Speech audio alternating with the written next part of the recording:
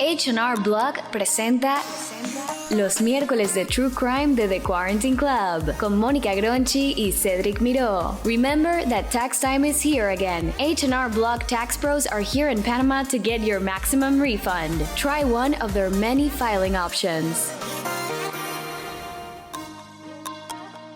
Hola a todos, bienvenidos a The Quarantine Club. Soy su host Mónica Gronchi acompañándolos. Hoy miércoles también está aquí conmigo, como siempre, Cedric Miró. Cedric, ¿estás listo para hablar de crimen? ¿Qué tal, Mónica? Por supuesto que estoy listo. Tú sabes que estos son los temas que me encantan. Y también estoy listo para entrar porque hoy es mi primer día entrando en el tema de Italia. Nuestro país favorito. Exactamente. O sea, los dos tenemos como ese amor por Italia, la verdad. Así que creo que vamos a tener bastante input que poner ahí también. Y bueno, qué bueno que este mes de junio lo eligieron para Italia, porque sabemos que Italia tiene el honor de abrir la Eurocopa, que iba a ser el año pasado, pero bueno, tú sabes, Cedric, un fun fact es que el año que hicieron los pre-qualifiers, que fue en el 2019, estos no lo dan en Panamá, los da ESPN. Okay. Y tienes que tener un membership y no sé qué. Y fue la primera vez que yo dije, oye, me voy a ver todos los qualifiers de la Eurocopa, no sé qué. Oye, me vi todos los partidos de Italia, dije, no me los perdía. Italia invicto, hasta ahora está invicto porque también no habían terminado las rondas de eliminatorias. Y en el 2020 no se pudieron jugar muchas, así que recientemente estuve viendo las últimas rondas y también puedo asegurar que todavía estamos invictos. Así que con mucho orgullo. Se llenó, ahora se llenan los restaurantes italianos para ver los partidos de la Euro.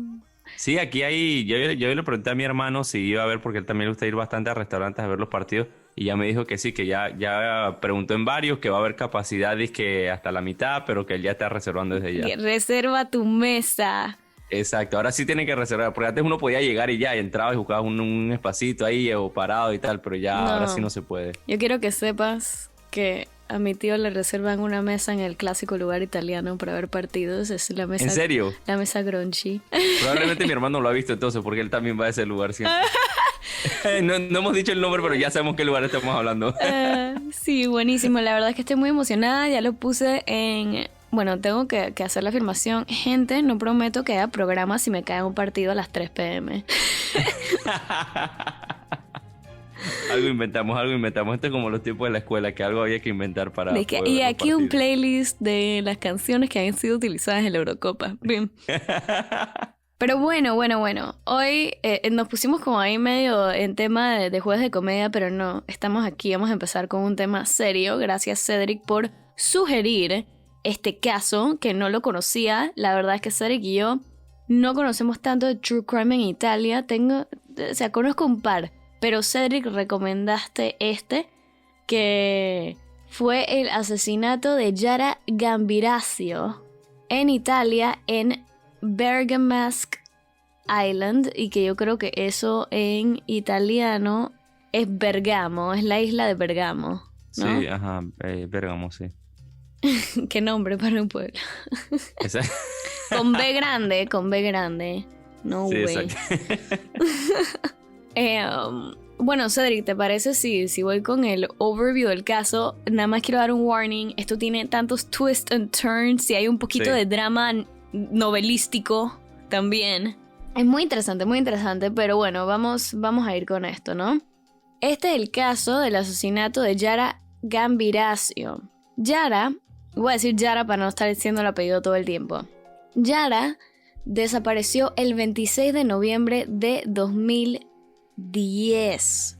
3 meses después, su cuerpo fue descubierto en como un matorral cercano de su pueblo / su hogar. Y así comienza una de las investigaciones de homicidio más complejas de la historia de Italia. Y también al final del episodio de hoy les tenemos unos cuantos updates en cuanto a este caso. Sí está solved, no es unsolved, pero hay unas cuantas incógnitas por ahí. Importante. Pero bueno, vamos a hablar un poquito de Yara. Yara vivía en una ciudad que se llamaba Brembate di Sopra, como dije, en la isla de Bergamasque o isla de Bergamo, entre los ríos Brembo y Ada. Este lugar está 1 hora al norte de Milán y al sur de los Alpes de Bergamo, o Bérgamo. Yo cuando tiene tilde no sé qué hacer. Sí, es Bérgamo. Bérgamo. Tiene una población de 8.000 habitantes, o sea que yo considero que esto es como un pueblo chiquito. ¿Tú?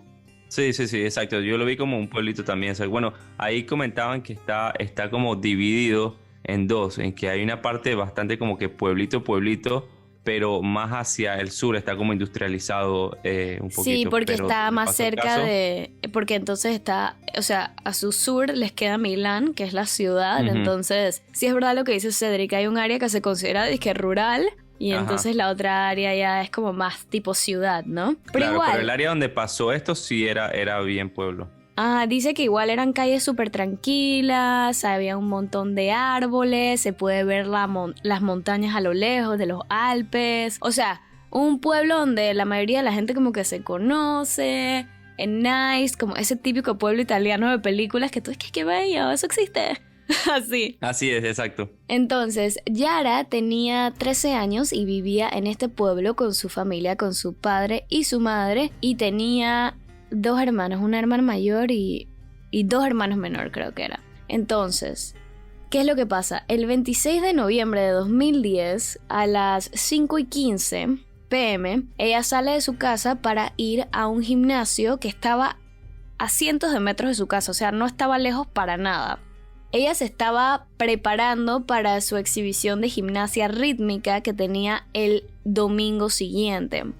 O sea, que era una niña que le iba bien en la escuela, era una adolescente adolescente, no preadolescente, normal, y que estaba simplemente yendo al gimnasio porque tenía que entregarle a su coach, voy a llamarle el coach, o a su instructor de gimnasia, como qué canción iban a play mientras ella hacía su rutina de gimnasia rítmica. Era como en preparación para esa gran exhibición que tenían. La familia, sus papás, sabían que ella iba a ir al gimnasio a entregar eso y que luego iba a regresar.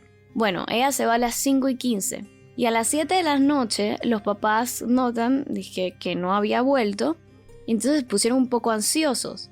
Porque dicen que normalmente eso es un pueblo súper tranquilo, entonces no estaban como que tan alarmados al comienzo. Pero entonces a las 7:11 la mamá de Yara trató de llamarla al celular, pero se fue directamente al buzón de voz. Entonces obviamente aquí ya estaba creciendo la ansiedad y 20 minutos después sus papás deciden llamar a la policía. Entonces, cuando ellos llaman a la policía, se le traslada la llamada a la oficina del fiscal en el centro de la capital de Bérgamo, que en verdad estaba a 11 kilómetros de Brembate di Sopra, que era el pueblo donde ella vivía. La magistrada Letizia Ruggeri, de 45 años, fue la policía que estuvo a cargo de todo este caso por múltiples años y ella es la que estaba ese día ahí. Y cuando ella la llaman y le dicen que no encuentran a esta niña, ella en verdad hace todo lo indicado. En cuestión de minutos había enviado a agentes de la policía estatal, a los carabinieri, que es la policía militar, a el pueblito de Yara. O sea, ella actuó rápidamente. La instructora / el instructor de gimnasia de Yara confirmó que Yara había estado ahí ese mismo día y que además de haberle entregado la música que iba a usar, había hecho un entrenamiento ligero antes de partir. Y luego la policía logra establecer que el último contacto con Yara fue un mensaje de texto que le había enviado a una amiga que se llamaba Martina a las 6:44 p.m, acordando reunirse a las 8 a.m.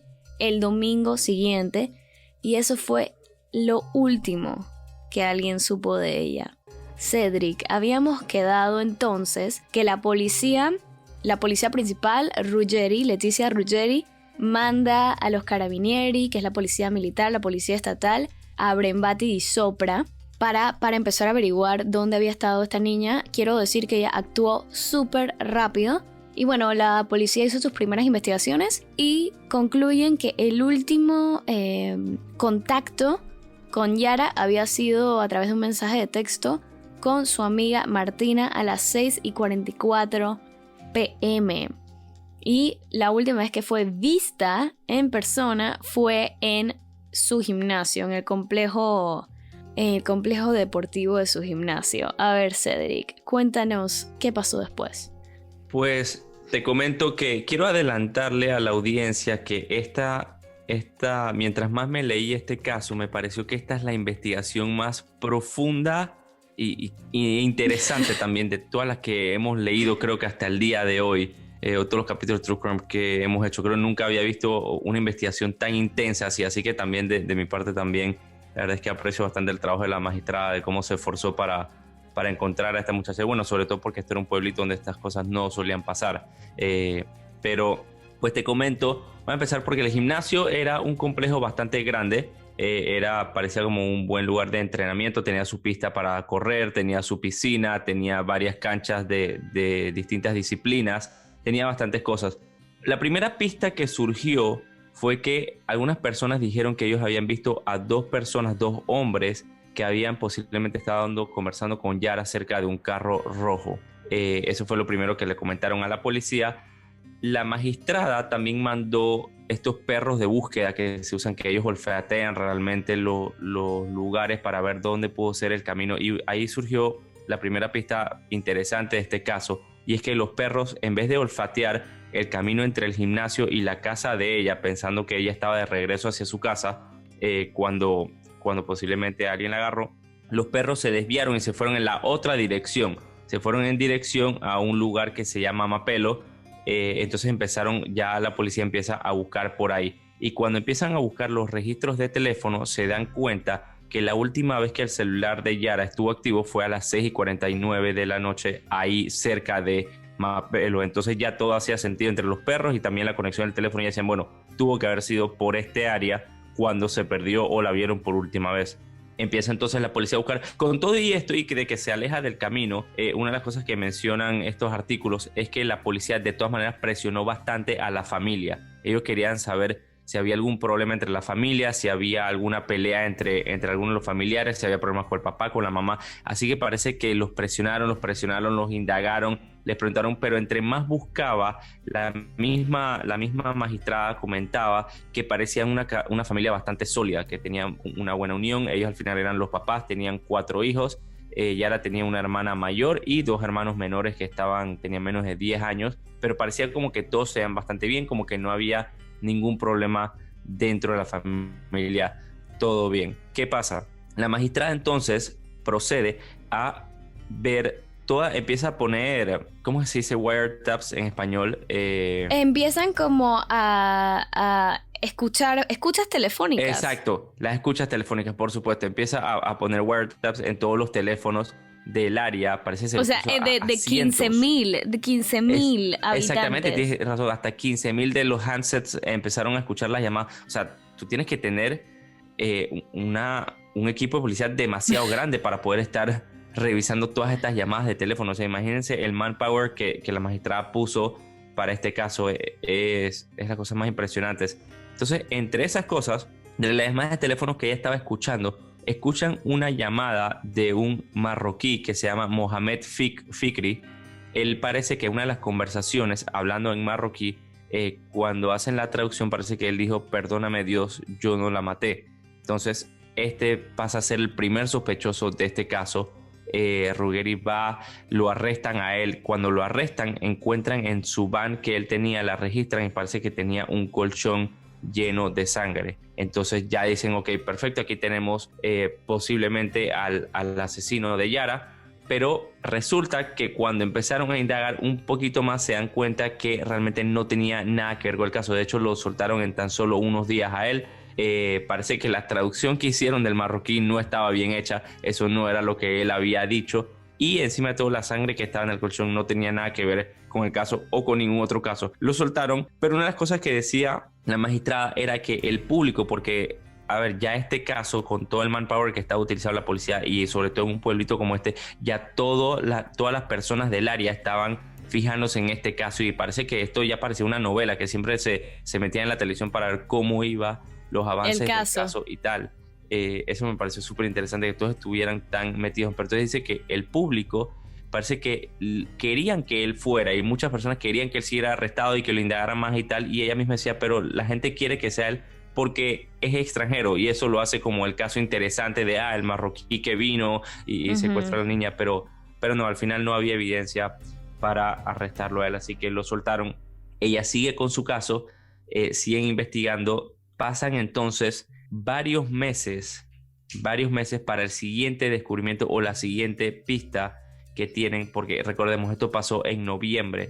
Noviembre 26. Pista, entonces, exactamente, noviembre 26, muchas gracias. La siguiente pista que pasa, bueno, también quiero decir antes de eso, que en diciembre la familia es la primera vez que empiezan a soltar fotos a la policía y a los medios de Yara para que la gente empiece a buscar. A la familia parece que fue... Bueno, a los medios, mejor dicho, la policía. Exactamente, la familia fue bastante privada con este caso, no quería dar entrevistas, no quería decir nada, pero digo, era una familia privada de por sí y que de repente, como decía acá, que te suelten un montón de camarógrafos y periodistas y el público pensando y preguntándote, pues se cohíbe un poco, se retrae un poco y sobre todo pasando un momento tan difícil como este, ellos se retrajeron. Pero sí, después ya de diciembre, entonces sueltan fotos a los medios para decirle a la gente, por favor, ayúdennos a buscarla. Sueltan un par de fotos de ella con su traje de gimnasia, con una camiseta de fútbol, de ella en la playa, de todo, para que la puedan reconocer. Después de esto, entonces, pasa hasta el 26 de febrero. Han pasado 3 meses exactitos, como dijiste, del 26 de noviembre al 26 de febrero pasan 3 meses, cuando un niño estaba en un área alejada, volando uno de estos era un niño. Yo pensé que era un señor.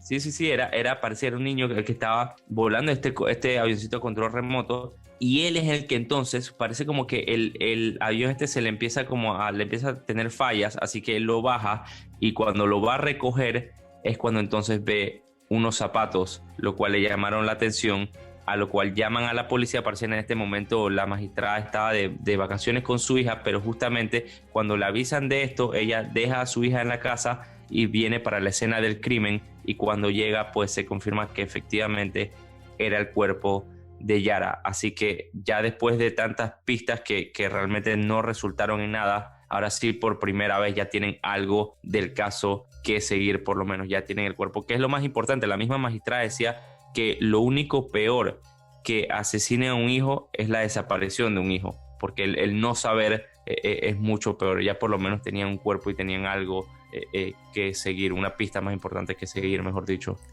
Nosotros vamos a estar tratando de resumir esto porque también tenemos que contar que esto duró 4 años. La investigación duró 4 años. O sea, ya la encontraron 3 meses después, pero duró 4 años. Habíamos quedado en que entonces la encuentran el cuerpo. El cuerpo estaba en un estado avanzado de descomposición y dice que también la pudieron reconocer obviamente por el bomber jacket que tenía, que los papás habían dicho que ella estaba usando esa noche. También tenía su sudadera de Hello Kitty y también encontraron su iPod, las llaves de su casa y la tarjeta SIM y la batería de su teléfono LG, pero no tenían el teléfono propio, sino nada más esas cosas. Entonces, la autopsia fue realizada por la patóloga forense más famosa de Italia, la profesora Cristina Cataneo, y ella descubrió rastros de cal en las vías respiratorias de Yara y la presencia de yute, que es una fibra vegetal que se usa para hacer cuerdas en la ropa, o sea, que se usa para hacer algún tipo de fabric, tela, cuerda, dice. Uh-huh. Yo asumo que es algún material como para hacer ropa. Había encontrado algo positivo y fue que Yara no había sido violada, aunque su sujetador estaba desabrochado y dice que había sufrido múltiples heridas por un arma afilada que le había atravesado la ropa en varios puntos. Parecía que la habían atacado y simplemente abandonado y que ella había muerto más de exposición. O sea que ponte que si le hubieran atacado y alguien la hubiera encontrado y mandado al hospital, a lo mejor hubiese podido haber un chance, ¿no? Sí. Y bueno, estas pistas sugerían que el asesino podría estar en el comercio de la construcción. Y también el equipo forense logró recuperar 2 muestras de ADN. Una de la batería del teléfono y otra que estaba en los dedos de los guantes que tenía Yara. Pero bueno, esto era lo único, pero ellos lo compararon en su base de datos y nada, como que no había ningún match. Y 2 meses después, la patóloga forense llama a Ruggeri, que es la magistrada principal o policía principal en este caso, diciéndole que tenía buenas noticias porque habían encontrado ADN masculino en la ropa interior de Yara. Entonces dice que probablemente era el ADN del que la había asesinado.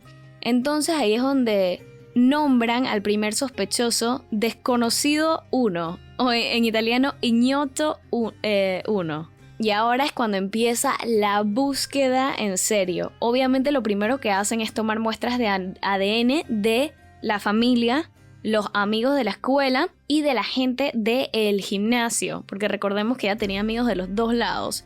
Y también empezaron a hacer referencias cruzadas de todos los teléfonos móviles de estas personas y de registros de personas que habían estado en esa área el 26 de noviembre de 2010. O sea, imagínate cuánta gente. Pruebas de ADN, registros de teléfono, o sea, un montón de paperwork e información. Por eso es que también se dice que esto tomó 4 años, esta investigación. Bueno, la familia pudo enterrarla en mayo de 2011 y también fue algo que la familia se mantuvo muy privada, pero tuvo un funeral súper grande, una ceremonia en el pabellón de deportes en el gimnasio y hasta pusieron una pantalla afuera de tanta gente que quería ir a apoyar a la familia. Y bueno, aún así la investigación seguía e Italia estaba pendiente de qué estaba pasando. Ya en estos momentos habían tomado un montón de muestras de ADN y todavía como que no había un match. Pero entonces Ruggeri dijo que ella sabe que los asesinos tienden a arrojar los cuerpos de sus víctimas en lugares en los que ellos tienen cierto conocimiento a los que han ido, o sea, no es de que los tiran en un lugar random. Entonces ella dijo que cerca del matorral donde habían encontrado a Yara había un club que se llamaba Savi Mobili, que era quicksand en inglés. Uh-huh. Entonces hay algo que era positivo de que este club estuviera ahí, que para entrar al club tenías que tener una membresía. O sea que el club tenía registros de todas las personas que habían asistido, obviamente. Este club también era conocido porque tenía un ambiente un poco violento, habían asesinado a alguien hace un rato. Y la cosa es que compararon la lista de las personas que habían tenido acceso a este club empezaron a tomar muestras de ADN para compararlas con las de el desconocido número 1, que es su sospechoso, y dice que obtuvieron la de un hombre, que la muestra de un hombre que se llamaba Damiano Gerinoni era muy similar a la del desconocido número 1. Pero simplemente lo excluyeron después de testearlo un poquito más también porque descubrieron que esta persona había estado en Sudamérica al momento de la desaparición. Pero ahora, aunque él estaba excluido porque tenía una coartada, siempre a la bye, me cuesta una coartada creíble, los genetistas decían, ok, él tiene una coartada, pero su ADN es demasiado similar al de nuestro sospechoso.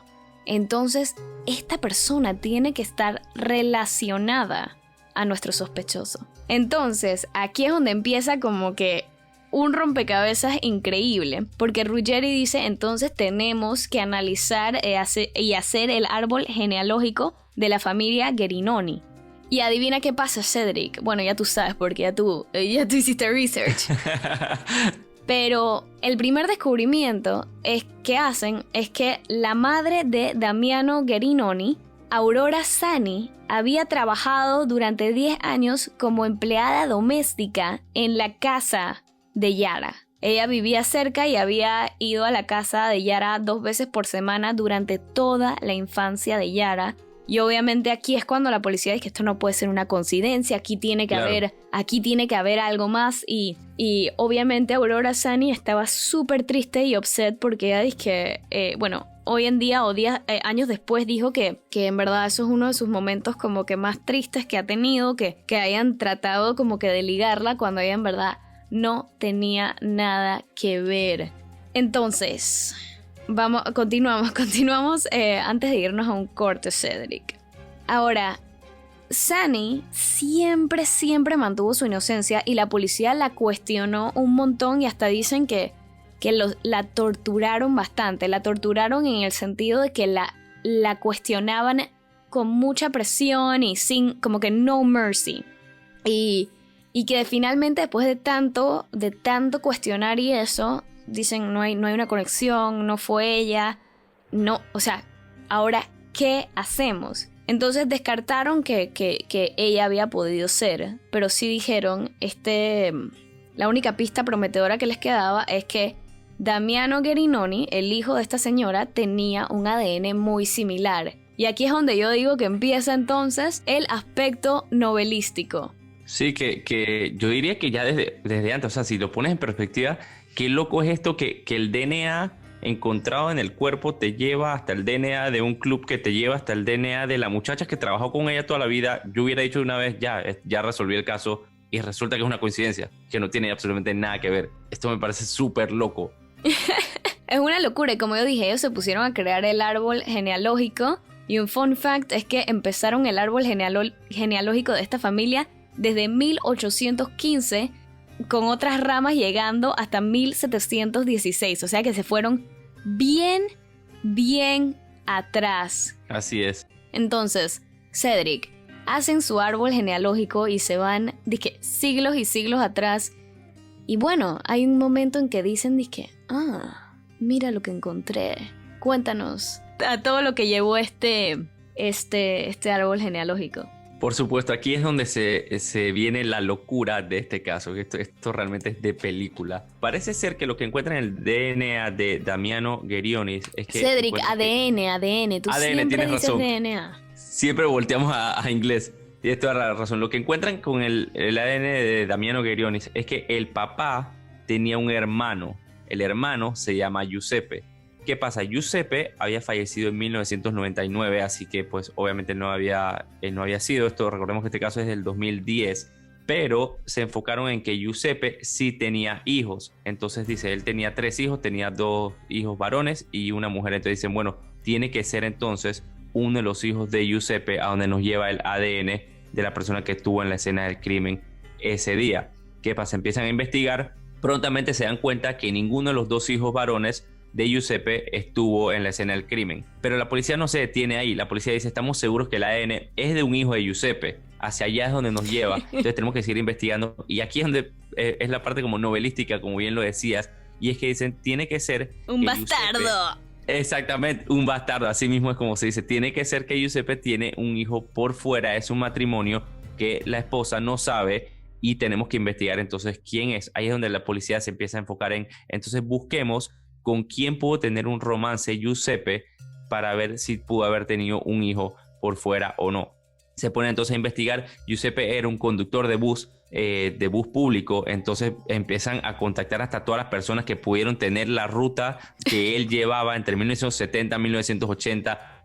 O sea, imagínate, ellos se fueron 40 años antes para investigar a todas las personas y empezar a pedir DNA de todas las mujeres que pudieron estar en contacto con él en ese tiempo. Ellos nunca revelaron esta información al público de qué era lo que estaban buscando y el público sí se extrañaba y decía, ¿por qué le están pidiendo pruebas de ADN a las mujeres cuando lo que deben estar es buscando un hombre que fue el que asesinó a Yara? Ellos se quedaron esto en privado, pero prontamente la gente se empezó a dar cuenta de qué era lo que estaba pasando. Y un dato muy interesante que comenta la policía era que que era un pueblo chiquito y bastante católico y que por un tiempo tenía hasta el divorcio, era prohibido y tal, dice que ellos estuvieron buscando siempre simplemente un hijo que fuera por fuera de esta familia, y parece que entre tantos tips que recibieron, terminaron en poco tiempo encontrando casi 5 familias que tenían hijos por fuera y que habían tenido moríos entre el bochinche del pueblo, y todo el mundo empezó a comentar sobre los vecinos y tal, sobre estas pistas. Entonces finalmente, entre tantas pistas, al policía que era la mano derecha de la magistrada Yara, que por cierto debo decir que en este momento Yara está bajo bastante ataque y presión entre el público, entre políticos. Ruggeri, dice que la magistrada. Exactamente, la tenían ya básicamente entre ceja y ceja, porque dice que un político hasta hizo una carta que publicó diciendo que ella era una incompetente y que no estaba logrando nada. Y digo, también se entiende un poquito porque ya han pasado casi 4 años desde la muerte y tú sigues usando todo el manpower y todavía no logras encontrar. Pero si te pones a ver, es una investigación bastante extensa. Imagínate buscar un amorío que pudo haber pasado, o sea, 20, 30 años antes para ver ese hijo, si es un hijo por fuera de Giuseppe. Y bueno, empiezan en esto. Y como bien les decía, al mano derecha es entonces que le traen esta pista y le dicen, sí, por supuesto, él tuvo un amorío con una muchacha que iba en su bus, y esta muchacha también estaba casada de por sí. Ella se llama, recuérdame el nombre. Esther Azufi, pero espérate, Cedric, algo que se te pasó a mencionar es que este policía que era la mano derecha, era Giovanni Mosserino, era la mano derecha de Ruggeri, y él dice que él era un policía más estilo policía viejo, que le gustaba ir a los lugares y hablar con la gente, sí. y como que entonces ahí se iba enterando como que de todos los bochinches.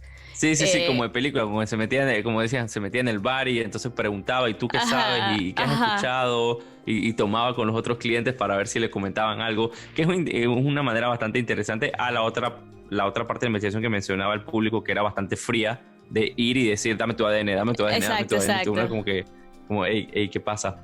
Pero sí, entonces le comentan, se van entonces a buscar a la señora Arzuffi. Parece ser que fue comprobado que sí tuvo un amorío con él y sí tuvo un hijo entonces con él, los dos fuera de su matrimonio. El hijo se llama Massimo Bossetti, es la persona entonces que van a investigar. Él en ese momento ya tenía 42 años, Massimo Bossetti, estaba casado y tenía 3 hijos. Y adivinen dónde vivía. Él vivía en el área de Mapelo, que fue donde los comentamos que la primera vez los perros se dirigieron hacia allá, hacia ese área cuando empezaron a rastrear o a olfatear a Yara, y también donde se encontró la última señal de celular de Yara esa noche. Entonces la policía lo que hace es que mueve rápido a petición de Ruggeri, y lo que hacen es que hacen un retén el 15 de junio del 2014, esto es, recordemos otra vez, han pasado ya 4 años, ella hace un retén y empieza a pedirle pruebas a las personas que van pasando en el retén. Breathalyzer, ¿no? Exacto, breathalyzer, eso es prueba de alcohol, de sopla. Sí, exactamente, es como una prueba de alcohol, exactamente. Entonces le empiezan a hacer la prueba, y cuando agarran la de él, que él pasa por el retén, cuando agarran la de él, ellos pretenden que está dañada la maquinita y dicen, necesitamos hacerlo con otra, y eso nada más lo hicieron para poder tener 2 pruebas entonces de su aliento y de su ADN. Lo hacen, y cuando se las llevan esa misma noche, entonces confirman efectivamente esta es la persona que estuvo en la escena del crimen. Y hay algo que mencionar.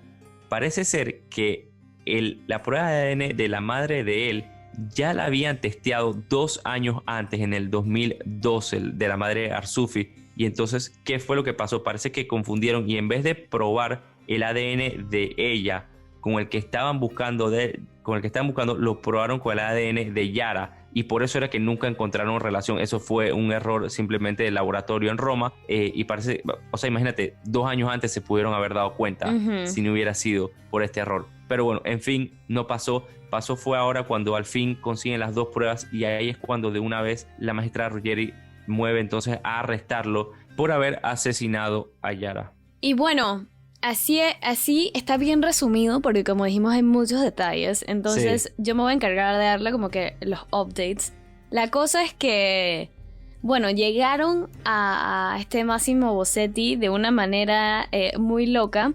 Al final, what cracked the case fue que alguien dijo, esta es la persona que estás buscando. Así es. Y bueno, también quiero decir que obviamente no solo su ADN fue un complete match para el que habían encontrado en la ropa interior de Yara, sino que también empiezan a investigar su casa y sus online searches y sus búsquedas de internet eran súper preocupantes porque implicaban que él tenía una compulsión por las jóvenes que estaban en pubertad y bueno, esto ya era como que más pruebas, porque digo, cuando tienes un DNA match es como que ok, no hay más nada que decir, ¿no? Entonces, también él, como tú dijiste, tenía esposa y tenía hijos, así que horrible. También quería dar un comentario de que estuve leyendo también sobre que se convirtió en un hombre súper famoso en la nación, pero también usaron la palabra de que cuckold, porque mientras estaban haciendo todas las investigaciones se dieron cuenta que su padre, que el padre de Massimo Bossetti, descubrió que ninguno de sus 3 hijos era de él, o sea que la mujer le había sido infiel varias veces, porque él tenía una hermana gemela, Máximo tenía una hermana gemela. Ajá. Y después Esther había tenido un hijo después de ellos, y Fabio, que era de un padre diferente, y hasta el día de hoy Esther Azufi todavía dice que ella nunca fue infiel a su marido, aunque ninguno de los 3 hijos eran de él. Qué horrible. Exacto. Porque encima Massimo tenía, el nombre de Massimo era Massimo Giuseppe Bossetti, o sea que ella le puso el segundo nombre del padre biológico.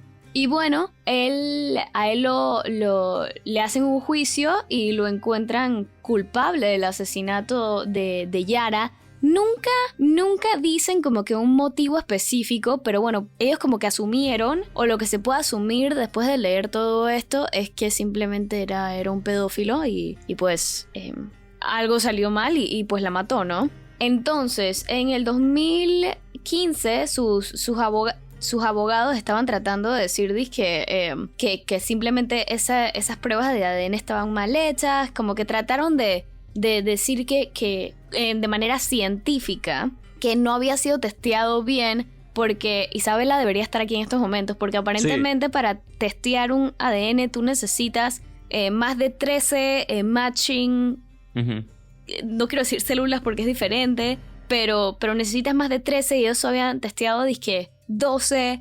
Entonces hay como un revolú y piden que exhuman el cuerpo de Giuseppe, de su padre, que había muerto en el 99, para ver si podían tener como que más ADN, y lo lograron hacer y al final no había duda de que era el mismo. Sí. Y bueno, él sigue preso, a él le dieron cadena perpetua, pero sus abogados siempre trataron de darle otro culpable al público o poner en el público la duda. Y esta es una teoría como que alternativa, que la instructora de gimnasio, Silvia Brena, que fue la última que había visto a Yara, dicen que en la chaqueta de Yara encontraron sangre en las mangas y el ADN hacía match con la instructora del gimnasio. Y el padre de la instructora dijo que la instructora lloró toda esa noche, aunque nunca dio una razón por ello, y dice que al ser interrogada dijo que no recordaba nada y que no podía explicar por qué ella y su hermano se habían enviado mensajes de texto en el momento de la desaparición de Yara, que casi de inmediato borraron sin borrar otros mensajes enviados antes y después. ¿Será que ella sabía? Mira, la verdad es que no tengo idea si ella sabía o no, si ella tuvo algo que ver. Eso está como que en una incógnita. Entonces sabemos que cuando condenan a la gente para cadena perpetua, ellos hacen muchos appeals para que revisen la evidencia y todo esto. Y los abogados de él trataron en el 2016, 2017, 2018 y 2019 de decir, por favor, déjenme probar todo de nuevo.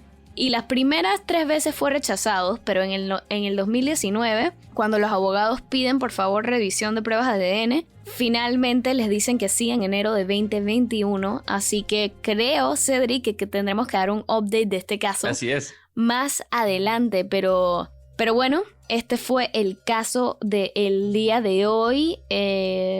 Twists and Turns, recomiendo que busquen en internet porque hay demasiados detalles, y cuando tú estás leyendo los artículos y el caso te quedas como que ¿qué? No, mentira, parece una película. Sí, totalmente, deberían hacer una película de esto porque está muy loco. Sí, y bueno, Cedric, gracias por acompañarme el día de hoy y gracias a todos los que están en sintonía. Gracias a todos, así es, la verdad es que el caso de True Crime de hoy fue bastante interesante, y como les decía por lo menos mi primer día en Italia, y mañana volvemos entonces con el jueves de comedia con fun facts italianos para poner el ambiente un poquito más light y más chévere. Así que muchísimas gracias a todos por acompañarnos. Yo soy Cedric Miró, nos vemos mañana. Gracias a todos nuevamente, soy Mónica Gronchi y me despido por hoy. Los esperamos, como dijo Cedric, en el jueves de comedia. Que tengan una súper linda tarde.